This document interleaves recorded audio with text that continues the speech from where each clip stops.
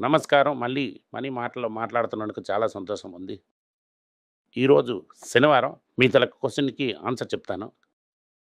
Last week Vishnu లేరు. ఈ ఈ ఈసారి విష్ణు ఉన్నారు. ఎక్కువ క్వెషన్స్ అడుగుతూనే ఉన్నారు. మీ క్వెషన్స్‌కి సార్స్ అడిగి దానికి బదులు తీసుకుంటాం. నమస్కారం సార్.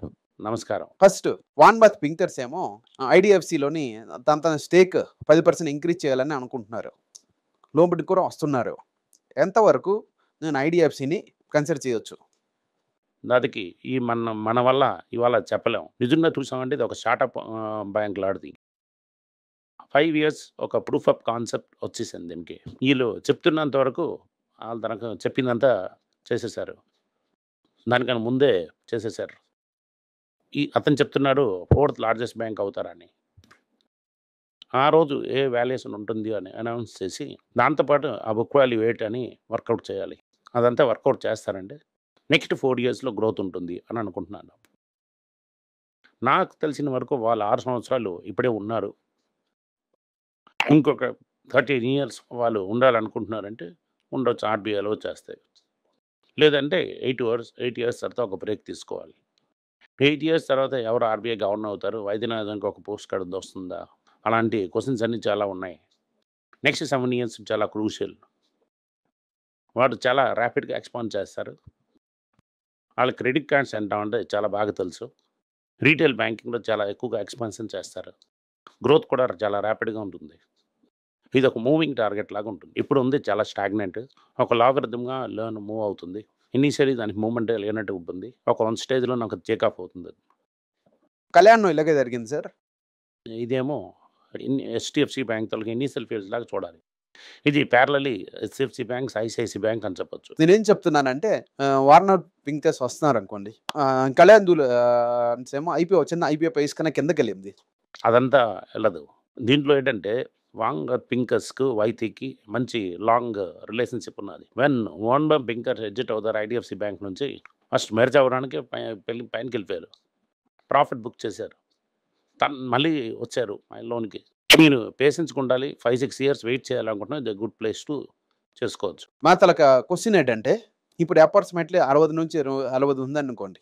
నేనేంటి క్వెషన్ అడుగుతున్నానంటే, నా మన తలక వ్యూవర్స్ తెలుసుకోని విషయం ఏంటంటే, కళ్యాణ్ జ్యువెలర్స్ నువ్వు తప్ప కంపేర్ చేస్తున్నావు. కళ్యాణ్ జ్యువెలర్స్ కంపేర్ చేయడం లేదు సార్. ఒక ఎగ్జాంపుల్ చెప్తున్నాను. అది చేయడం అవ్వదు. ఎందుకంటావంటే కళ్యాణ్ జ్యువెలర్స్ అవుతున్నది వేరే బిజినెస్.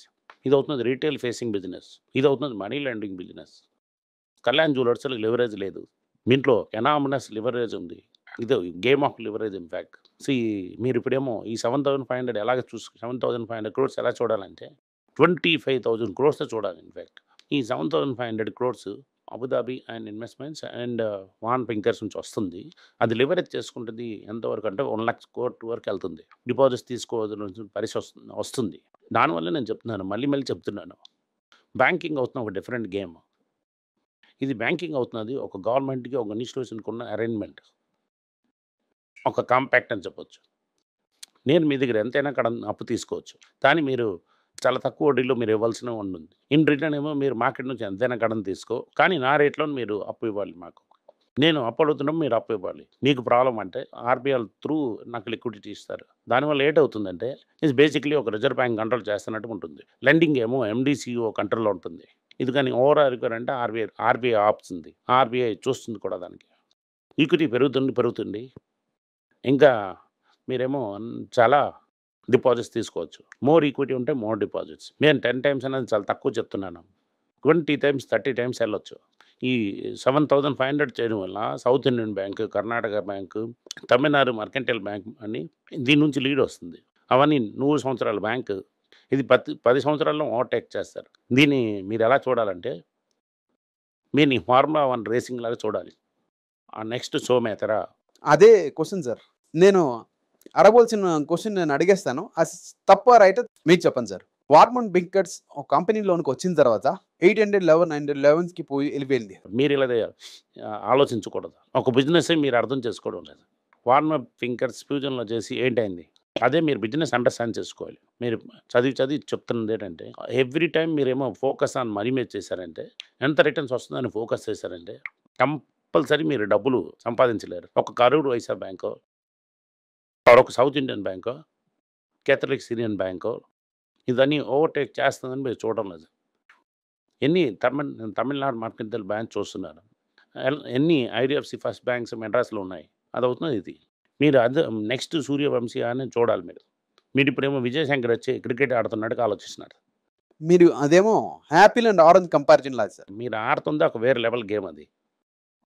ఆ గేమ్లో మీరు పార్టిసిపేట్ చేయడానికి ఒక వాయిపు ఇస్తున్నారు మీకు. అది వదిలేసి తప్పు కంపేర్ చేస్తున్నారు. బాస్ మీరు చూడాలి exponential growth for opportunity growth అవుతుంది ఇండస్ఇండ్ బ్యాంక్. అది 20 టైమ్స్ వెళ్ళదు. అది 10 రూపాయలు కొన్నది 2000 అవ్వడం చూసాము. ఒక్కొక్కసారి క్రైసిస్ వస్తున్నా కొలాప్స్ అవుతుంది. అది మళ్ళీ మనకి ఒక ఆపర్చునిటీ వస్తుంది, మళ్ళీ సరి చేస్తారు. అది అవుతుంది ఇండస్ఇండ్ బ్యాంక్.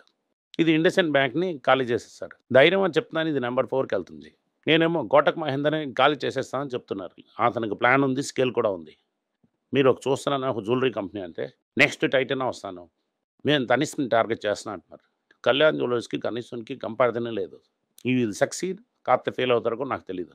ఆ టార్గెట్ కానీ ఒక టార్గెట్ అని ఫిక్స్ చేయడమే. అవును, ఈ 7,500 crores అతనికి అవసరం లేదు, కానీ 7,500 crores ఇవ్వడానికి రెడీగా ఉన్నారు. Okay sir. అగ్రెసివ్గా ఇప్పుడేమో గోల్డ్ రేట్ ఏమో కింద మీద అవుతుంది. ఇప్పుడు నేను అగ్రెసివ్గా గోల్డ్ అని వెళ్ళాలనుకుంటున్నాను అనుకోండి. అప్పుడేమో గోల్డ్ బీస్ ఒక 100 రూపాయలు వచ్చిన వరకు అన్ని ఇన్వెస్ట్మెంట్ ఆపేసి కంప్లీట్ గోల్డ్ వెళ్తానా? మీకు ఒక సేఫ్టీకి ఒక 200 అని ఉందనుకోండి, అది మీరే జడ్జ్ చేసుకోవాలి. అగైన్ మీరు గ్రీడ్ చేస్తాను మనీ గురించి అంటే ఇలాంటి అత్యాశ ఉంటే ఏంటవుతుంది తెలుసా? మూడవ బాల్లోని సగం పిచ్లో ఉంటాడు, బాల్ ఏమో ధోని దగ్గర ఉంటుంది. 50 yearsలో కూడా స్టంపింగ్ చేసి వెళ్ళిపోతారు. అందుకే చెప్తున్నాను, స్టిక్ టు ఒక ప్లాన్ చేసుకోండి. 200 grams గోల్డ్కి ఏమో ఎంత దూరంలో ఉన్నాం, మిగతావన్నీ ఎక్కడ ఉన్నాం, మిగతా దాంట్లో వాల్యూ ఎటు ఉందా, ఆ బ్యాలెన్స్ మీరే చూసుకోవాలి. మీరే చూసుకొని బ్యాలెన్స్ చేయాలంటే అవ్వదు. Okay sir.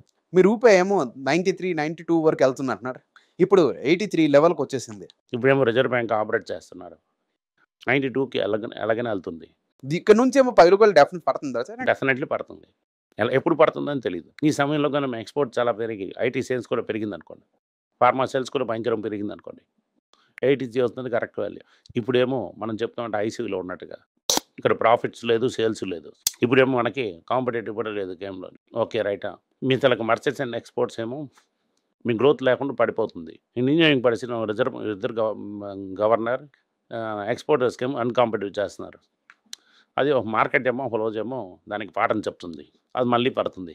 71 నుంచి 85కి వెళ్ళింది కదా, ఆల్రెడీ 85 నుంచి 95కి మళ్ళీ ఒకసారి వెళ్తుంది. ఇలాంటి సిచ్యువేషన్లోని 90 ఫార్మా దానికి వేడికి చూడాలా?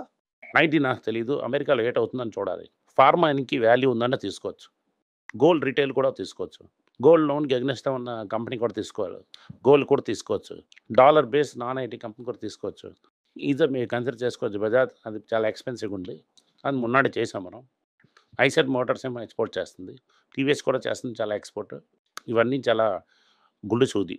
ఇదంతా ఎవరైతే మోర్ దాన్ 50% ఆఫ్ సేల్ ఉంచారో, కాకపోతే ఆల్మోస్ట్ 50% సేల్ ఉంచారో, ఒక టైంలో ఎక్స్పోర్ట్స్ వస్తాయంటే వాళ్ళందరినీ కన్సిడర్ చేయవచ్చు.